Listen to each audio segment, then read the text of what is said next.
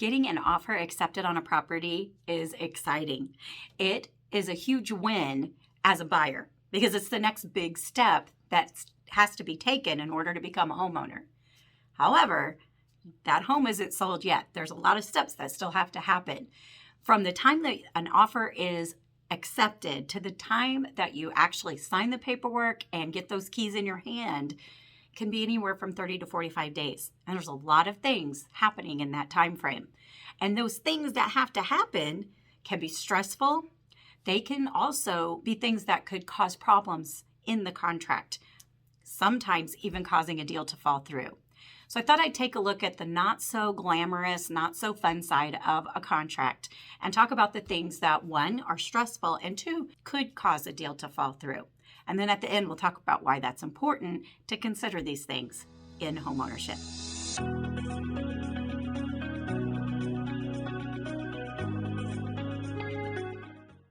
Hi, my name's Deanna Bradford. I'm a realtor with Reese Nichols Realtors, Excelsior Springs, part of the Bill Hightower team. The first step in that contract time frame that you're going to come across is the inspection period. Right away, you're going to have the opportunity to have inspections done on that property if you're the buyer. And it's going to be at your expense, and it is optional. You don't have to do them. But we always recommend that a buyer have inspections done because it protects you from any unknowns about the property that might not be seen by the eye. There could be problems with the foundation or the septic or the sewer that you can't see by simply just walking through the property. So having those inspections is very important to you as a buyer purchasing that property. Where that can become stressful and a hurdle to push through is what happens when those things do come up, when you have major repairs that need to be done, major things that are found wrong with the property. There's some options. There's things that can be done. We can work with the seller and see if they'd be willing to repair anything. Maybe they repair some things and you are okay with taking on some of those expenses yourself to be taken care of after closing. Sometimes we can ask a seller to give a buyer a credit.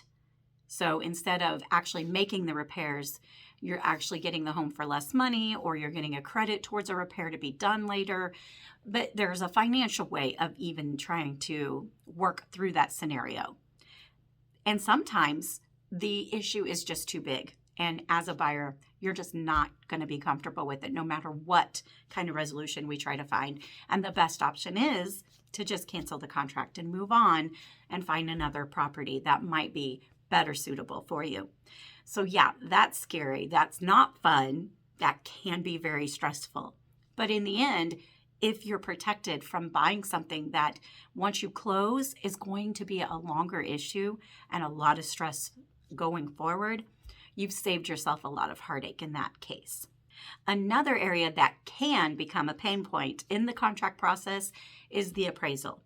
So an appraiser's job is to determine value of that property and make sure that what you're under contract for, the price that you've agreed to pay for that house, matches what the home is worth, especially if you're getting a loan for that property.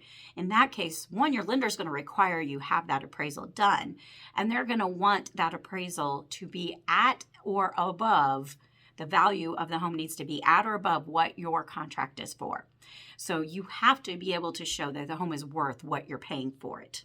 If it comes in low, though, that's when we could have problems. Sometimes an appraisal comes in under what you have it under contract for.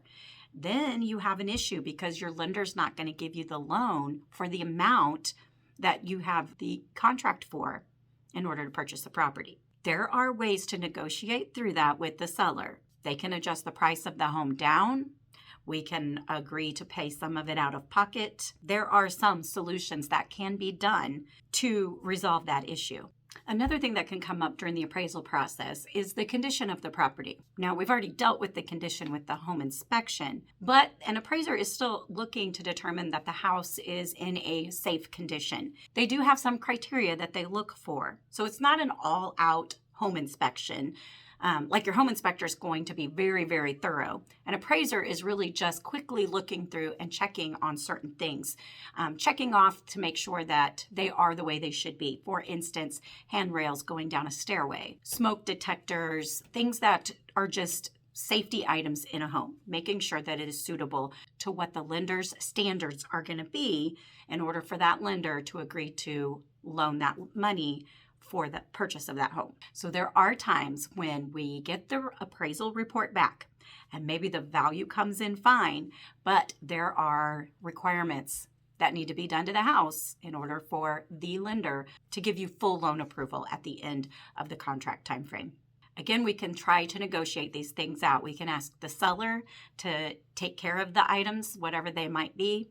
Sometimes they're small and it's not really a big issue. Sometimes they can be bigger issues though. We just have to try to renegotiate with the seller and see if there can be some kind of an agreement made. Sometimes there's a way to do it monetarily, and sometimes there's a way to get one side or the other, the buyer or the seller, to perform those tasks to meet the requirements for the lender. And then everything can move forward from there. There are times though, if it's too big of an issue, that it could cause a contract to fall through. Any of these things we're talking about today could cause a contract to fall through. The hope is to be successful navigating through it without that happening. Another part of the contract process that can be a stress point, that can have a hurdle to overcome, is the title search. So in the background, while all these other things are taking place, you're having inspections done, the appraisal is being done, and even while your lender is working to get your loan approved, the title company is going to be pulling a title search and making sure that there is a clear title to pass on to you when it comes time to close. So when they are doing their search, they are looking for any liens, any back owed taxes. Are there any other owners on the property that have to sign off on it? There could be judgments against a person that has been placed that have to be cleared up. So their job is to look for any issues that need to be cleared up and then help get those resolved prior to you closing.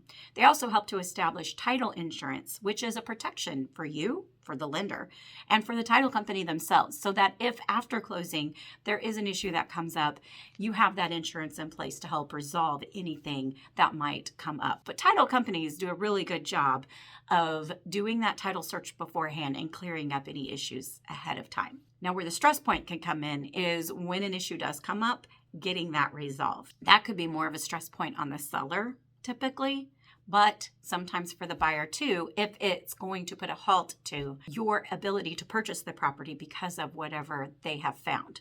So they will typically work alongside your lender and the real estate agents involved in the transaction to try to find ways to clear up whatever it is that they have come up with and try to get them resolved. Another area that can be a pain point of the contract process is just the loan approval process.